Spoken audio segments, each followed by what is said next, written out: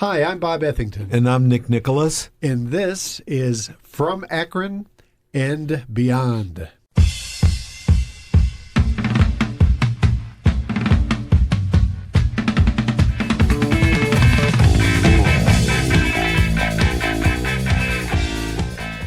Hi there, folks. How you all doing? I am Bob, and here's Nick. How are you, Nick? Oh, perfect.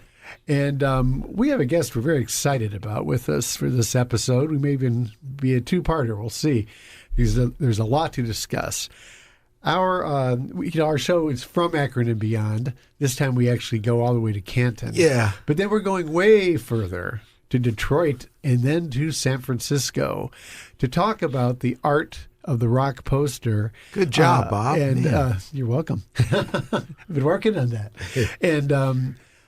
And how they are evaluated, and also just the history of the bands and just the great times that our guest had. And he's one of America's top collectors of posters, rock posters, and memorabilia.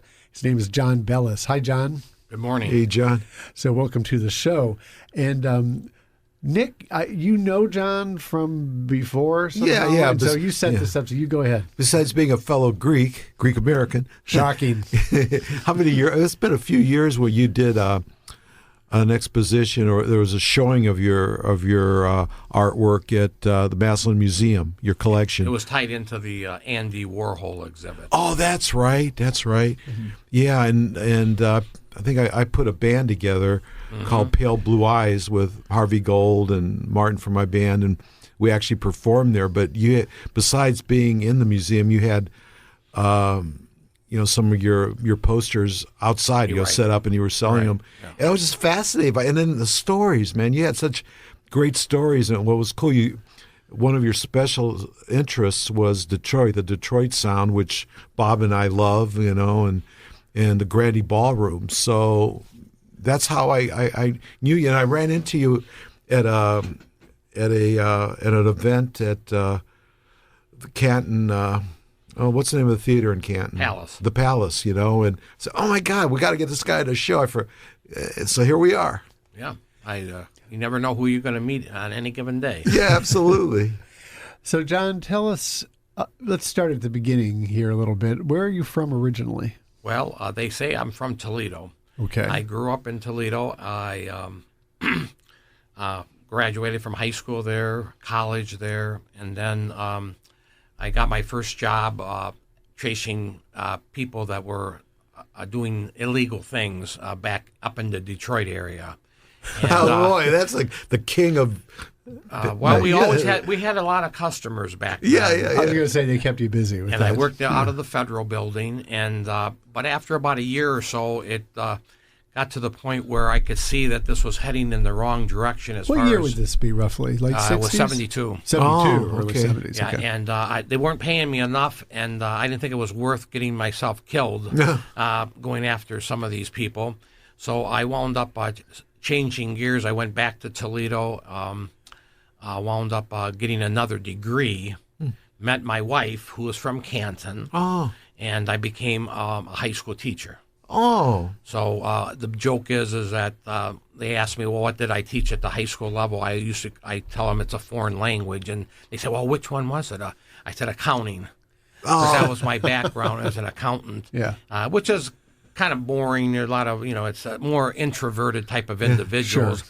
But I was always influenced by music from an early age, and but I didn't have the resources, let's put it that way, to buy everything I wanted back in the day. Like instruments, you mean? Pardon? Like an instrument, like a guitar? No, just like a records. record. Oh, just records. Like the big deal with me was yeah. I couldn't afford a $3.98 LP. We would buy 69-cent record, 45. 45. Yeah. So I accumulated a lot of those, and eventually moved to LPs. And I didn't really know much about the psychedelic poster business, or because of where I lived. Right. And that came maybe 15 years ago. Okay. So I've made up for lost time by trying to accumulate as much as I can and aggravating my wife at the same time. And I've kind of shifted gears from records or vinyl to posters. It's more the visual stuff. Yeah. And it's just from it's a lot funner, I think, and it's way more profitable than buying $3 albums that are probably not going to increase much in value. But a few do, but not like these posters. And let me interject here for a second and just say that the one unfortunate part of our show today is that John brought in a lot of his beautiful stuff, beautiful posters, historic artwork, which of course you can't see, and we're not going to waste time trying to describe what they look like because it won't capture it. But having said that, the history behind these bands and the venues and the collecting of this stuff is really fascinating. So that's really what we're going to pursue here. Now, so we have you in Toledo, and we have you first getting into really collecting music, and also not yet into the poster game. Do you remember what bands you liked originally? Like a first 45 you bought? Yeah. Well, this is going back probably about 1962, probably when I bought my first 45. It might have been like Up on the Roof by the Drifters. Oh, yeah. A song written by Carole King, I believe she wrote that with Jerry Goffin, yeah. Yeah, Jerry Goffin. And then, whenever I could come up with some extra money, I would, buy another 45 in that.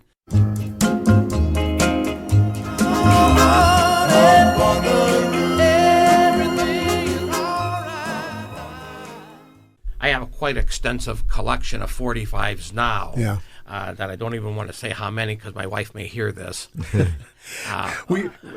is a very common theme on our show, really. John, is the collecting and the quiet shame. It's part of that. But I'll tell you what influenced me a lot growing up. Before there was FM radio stations, we had a powerful station out of Detroit called CKLW in Windsor. Yeah. And it was, it went like to half the United States. Mm-hmm. And if you, I learned a lot from music listening to that station. And then around 1968, you had the underground radio stations coming, the FM stations. Yes, indeed. And there was a famous station in Detroit called WABX. Oh, boy, yeah. You're right on my alley. Yeah, man, you guys are going to be... Yeah. And and then as a joke to antagonize my parents a little bit, when I would come home from high school in the afternoon, I would pretend I was a disc jockey and have my show was like 4 to 6, and whenever my mother yelled at me to turn the volume down, I did Spinal Tap and went one step further.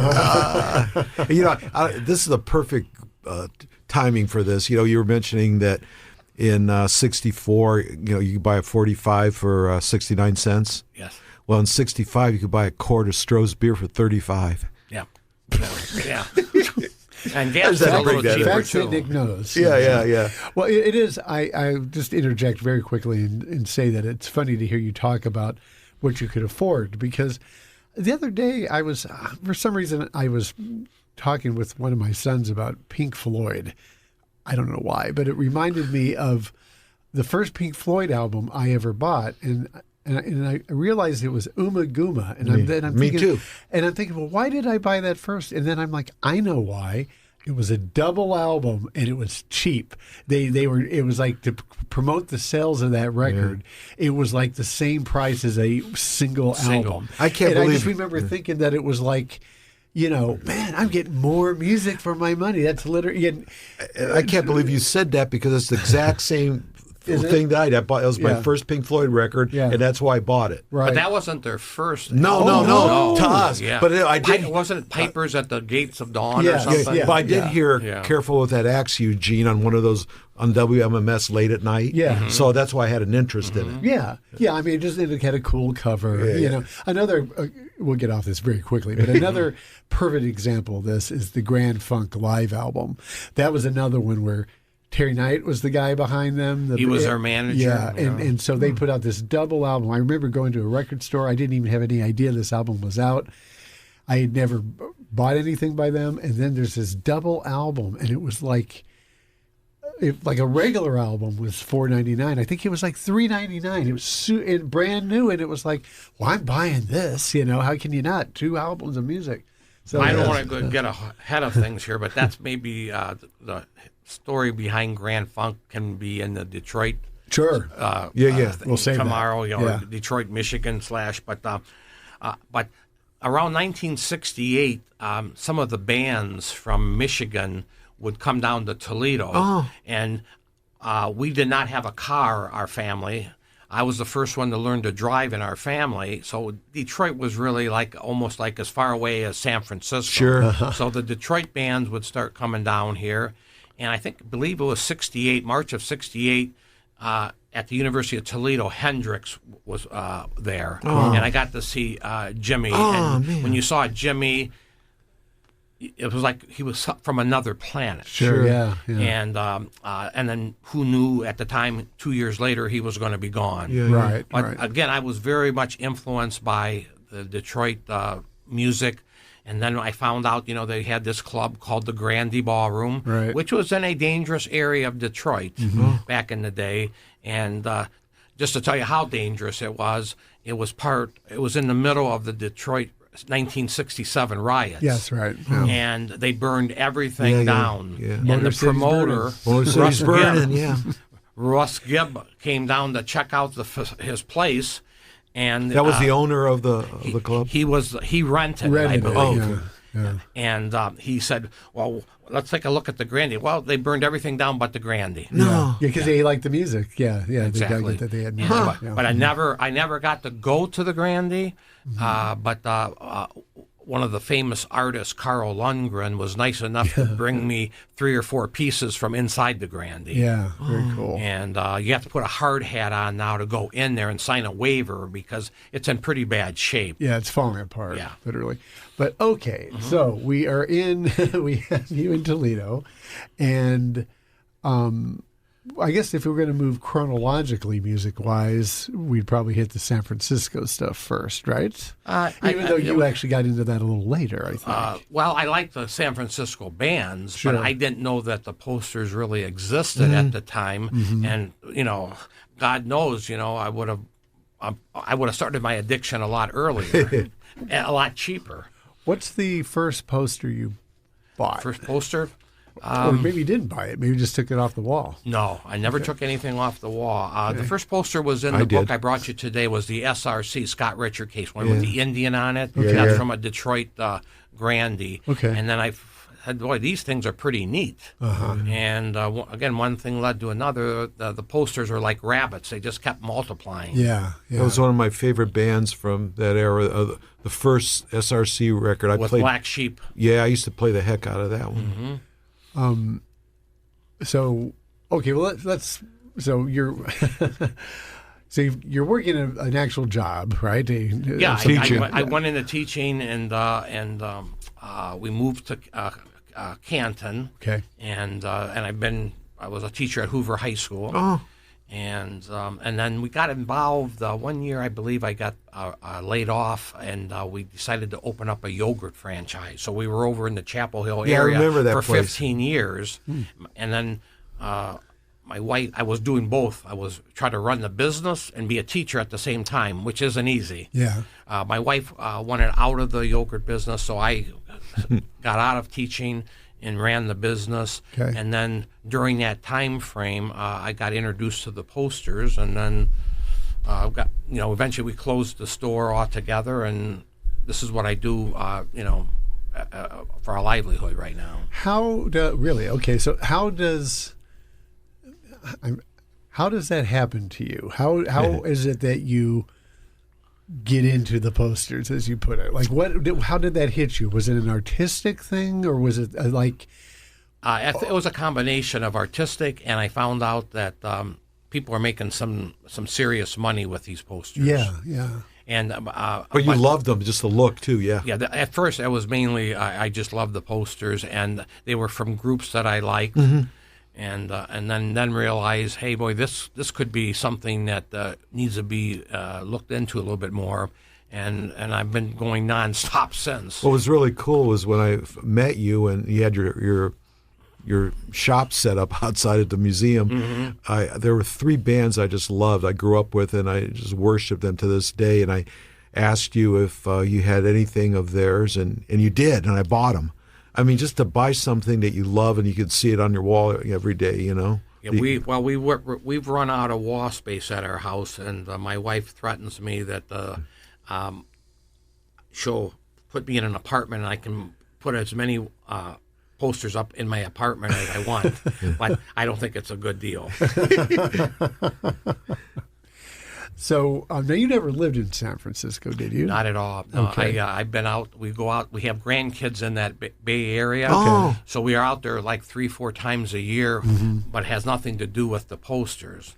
But I have a lot of these wheeler dealer, bigger poster dealers try to get my things for them to make money off of my things. Right. But they're getting a little. They want you to put them in auctions, basically. Yes. And auctions, you don't know what could happen. No, you Right. could lose. Yes, and I'm happy with how I'm doing it now. With going to different shows, people finding out. One person tells another person, and so far it's been working out okay. Okay, so let's get into the nitty gritty here. This concert rock band poster, Nefarious Underworld. You're a member of. How does this work? Now, do you is this online stuff for people? Is there websites that people go to, or Well, the dealers have these websites Yeah. that they have auctions. Which two you- times a month. which you don't like? Yeah. Yeah, I've purchased things from the through their auctions, but they charge you 20%, I believe, in addition to what the price that you won the auction for. Yeah, yeah. Because Commission. they need to make money. I understand all that. Sure. So I get a lot of my posters that way. Other people have contacted me because they've inherited these posters from a relative that's passed away, and they don't like them, and I give them a reasonable price for them, and then that's how they wind up at my home. This is always, this is another common theme that comes up on our show from time to time is the, one man's, junk is another man's treasure, Treasure, right? correct. And so, Yeah. and I would imagine rock posters are a classic example of that. I can easily imagine if I had all the stuff that and first of all, I'm going to just say this. I'm very carefully trying not to throw up as I'm hearing about all this and thinking of posters that I've owned over the years that I just got, didn't take care of. They're gone, I moved or whatever. But I can just imagine if I'd had that stuff left, when I moved out away from home, my parents would just throw that stuff away. It's a bunch of junk, right? And records, all that stuff. Everyone has their own version of it. Comic books, trading cards, whatever. But so in your, I guess what I'm trying to figure out here is, let's say I want to buy a poster of a vintage poster of the Stooges. From their early days. Okay, when originally they were called the Psychedelic Stooges. Right after that. But I'm Yeah, thinking, I yeah. guess I'm thinking Funhouse era. Yeah. Okay.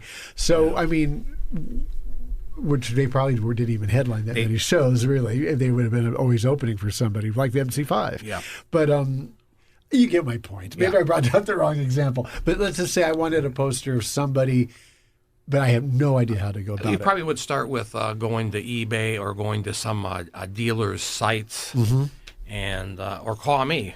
Yeah. Yeah. But see, it sounds like yeah. your business is very word of mouth. Yeah, I haven't. Your particular business is. Uh-huh. Yeah. How should I phrase this?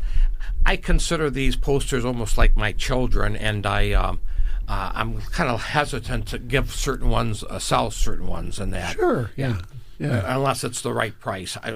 When I was raising teenagers, I was willing to maybe sell a couple teenagers and that for a cheap price. All of us have been there. Yeah. So being a parent, but I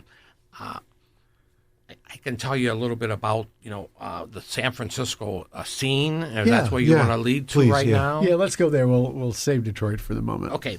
Well, anyway, if you're going to get involved with this, there's a couple things you need. You need a book called The Art of Rock.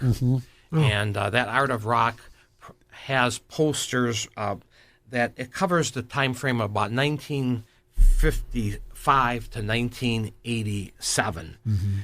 It's divided up early posters from 55 to 65, and most of those were R&B type of groups and that. And then the psychedelic years were from 65 to 71. And then the Southern California and Detroit section is from 1965 to 1971. And in that book, you learn a little bit about the artists and their thinking, what was going on back then. Right. And the main artists were gentlemen like the name, they call them the Big Five. They were Wes Wilson, Victor Moscoso, Stanley Mouse, Alton Kelly, which did a lot. He did a lot of things with Mouse, and a famous Rick Griffin, who passed away. He's responsible probably for the #1 poster of all time, the Flying Eyeball with Jimi Hendrix. Right. And then other ones were added as Bill Graham or Chet Helms needed posters made for their venues. So that leads us to the venues. The Fillmore Auditorium in San Francisco began in February of 1966. Okay. And it lasted to the July of 68, and then Bill found another place called the Carousel Ballroom, and it must have been larger, and he moved there and continued to call it the Fillmore West. Fillmore West. Okay, yeah. And in the early days, he took on a partner by the name of Chet Helms. Yes. Okay. And Chet Helms and him worked together about 3-4 months, and then that did not work well. Helms was involved in the Woodstock Festival.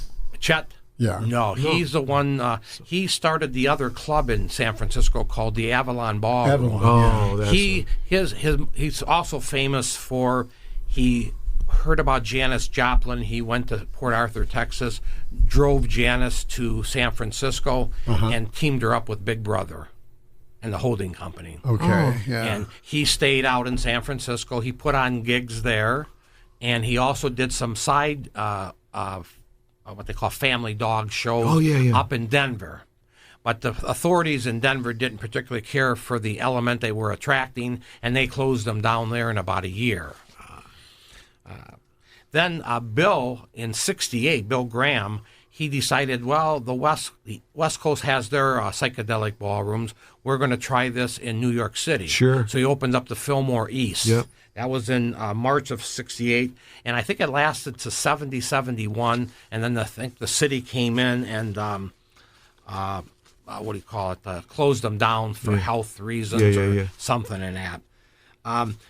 When Bill had shows at the Fillmore, I believe they held somewhere around 1,600 people, but certain groups had to, they needed bigger a venue. So they would go to an ice rink called Winterland. Oh, yeah. Yeah. And he moved some gigs there. And then, that's why it's called Winterland? Yeah, I believe so. Okay. And, because it was an and ice then rink. That's funny. the San Francisco Warriors back in the Wilt Chamberlain days played at a venue called the Cow Palace. And some of the shows were moved to the Cow Palace, which would be equivalent to Rocket Mortgage Arena now. And he also used the Oakland Coliseum. Yeah. Right? The posters were designed by a number of these people back in the day, and there was 287 shows at the Fillmore, whether it was called the Carousel Ballroom or the Fillmore West. It was 287 shows in a row. Okay. Every week there was a show. They had a handbill or a postcard along with a poster. And he would sell those posters to the head shops, and then they would pay him. And then if they sold out, they would come back to him and say, we need some more posters, and they possibly would do a second or a third printing. Oh, that's but it was usually within a month of the show. Yeah. It wasn't like they came back to him 20 years later and asked him for another one. The artist made some changes, the numbering system. So if you look at a Bill Graham poster, it'll say BG 5, that was the 5th show at the Fillmore, or BG 243, that was the 243rd show. Around BG 105, which was the Jimi Hendrix poster, the Flying Eyeball that Rick Griffin did, they started to do tickets that look like the posters. Oh, wow. So those are becoming fairly collectible. You have some of those too? Yes, I do. Oh, wow. They found their way to my home also, and they look they just changed the color a little bit, but they look like the same design that's on the poster. Yeah.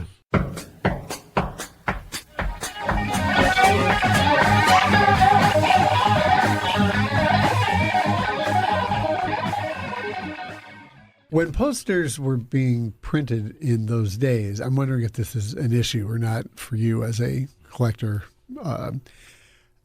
They didn't have, I mean, they weren't being made to be collectible, right? You know, I mean, it was like, I mean, so initially, you know what I'm saying. initially, Yeah. I think they were there more to promote sure, the posters and for Bill Graham to make a little money on the side. right. Yeah. To pinpoint when did people really wake up and say that these are going to be worth something, I couldn't tell you. Yeah, because it's like with baseball cards, right? Yeah. I mean, Well, they were always... Or Beanie Babies. yeah, I or, mean, when it's stuff when originally baseball cards were just something that kids collected. Then all of a sudden there became this lucrative market for it in the 1990s, and all of a sudden everything that comes out is super collectible, but it's not really because it's a fake collectible. It's made to be collected. Exactly. It never Right, is. Right. Yeah.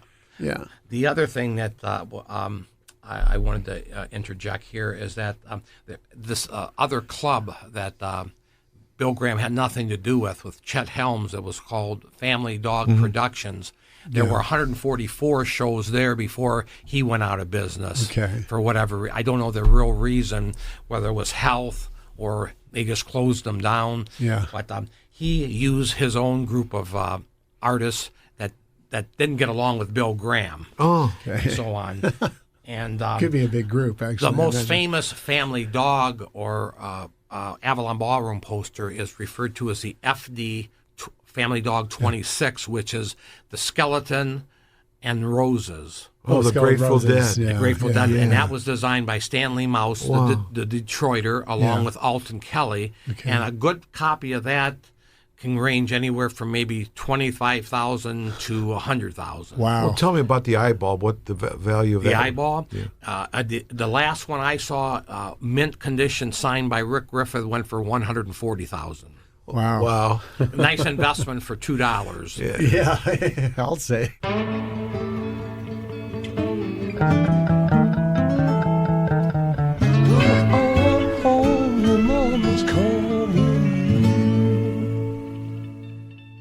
So this is From Akron and Beyond. I am Bob Ethington with my co-host Nick Nicholas. We are talking with John Bellis about the world of concert posters, and we're still kind of in the world of San Francisco at the moment. I have a couple of quick questions. Have you been out to San Francisco? You had said because of your family you go for. Well, one we thing. just had the big what they call Trips show. Trips is the Rock Poster Society, like a convention, and that and anybody can be a member, whether you're a collector or whether you just like some posters, or you're a dealer or you're the artist. Yeah. And it's been in existence for quite a few years. So we set up our table in the House of Flowers in Golden Gate Park. Okay. And the dealers many dealers are there, and many people who design the posters. They're there to sign the posters. Right. So people will bring a poster from the '60s, and they'll autograph it for $50 to $100, and it adds value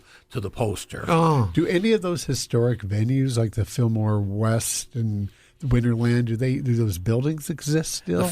I believe there is the Fillmore West out there, but I'm not sure which building it's in. Yeah, I've never been to it. You know, as you're talking about this, it's striking how, what a short period of time that was. Yeah, I didn't think it was that You know, short. I mean, when you think about as rock music, pop music has gone on, you know, you think of a band like a fairly contemporary band like, say, Pearl Jam. But, you know, Pearl Jam's been together like for 30 years, Yeah, you know, yeah. and these artists we're talking about, Janis Joplin, Jimi Hendrix, so many of them, The Doors, so many of them, their careers were basically 2 or 3 2 or years. 3 years, you know, and they're still listened to 50 years later. Hey, Bob, this has a little bit of some of what we're talking about. How? For a change. Yeah. How many years would you say Wilco's been together? Oh, Wilco is, yeah, they started in probably very early 2000s. Yeah, so they've been together for 25 years. Yeah, because last week I was in Chad Miller's office and looking, talking up our show today, about posters. Yeah. And he had an entire book, a hardcover book, thick as heck, of nothing but Wilco posters. Wow, it's a book on Wilco posters, Yeah. and every one was so unique. But anyway, I just had to throw that in because Yeah, they've been around for 25, 30 years. But then, but they also care enough to do a special poster for every one of their events. Yeah, yeah, that's cool.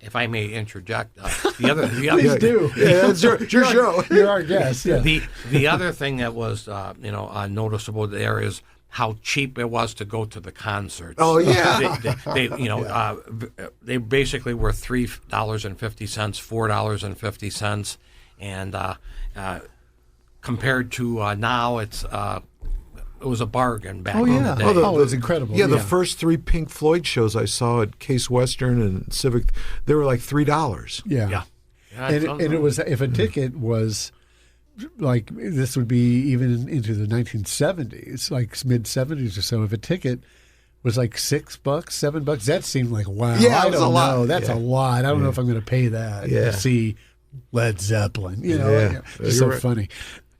The other thing I want to add is, in addition to the Fillmore and the Avalon Ballroom, there were a lot of other venues in the Bay Area, and there's posters from those. But I'm trying to just concentrate on Fillmore and the Avalon. But there were places like the California Hall, the Matrix. You read my mind. I was going to ask you about that. You know who yeah. owned that? No.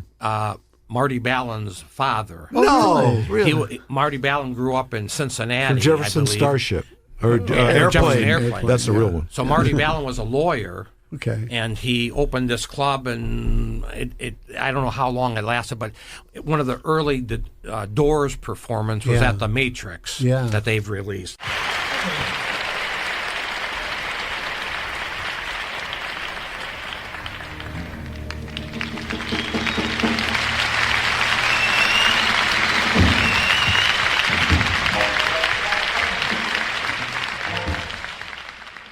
There also was a Straight Theater in San Francisco, and you'll find some posters from there. So, if your addiction isn't enough to be satisfied with the Fillmore or the Avalon, you can go after these other posters too. Which I have a few of these other ones also. Do you find that people collect stuff? Like, are there people who basically are collecting venues, or are there people that are collecting a band, like Grateful Dead? It's a little bit of everything. Okay, everything, all over. Yeah.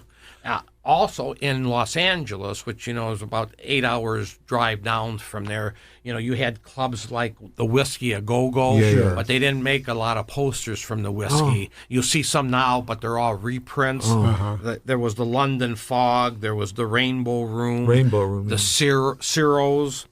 And then I showed you before we went on the air here that Canned Heat had the Kaleidoscope Club down the street on Sunset Strip, and it had the round posters, and those are becoming very hard to find, which will eventually lead me to the Grandy here when you're ready. Okay.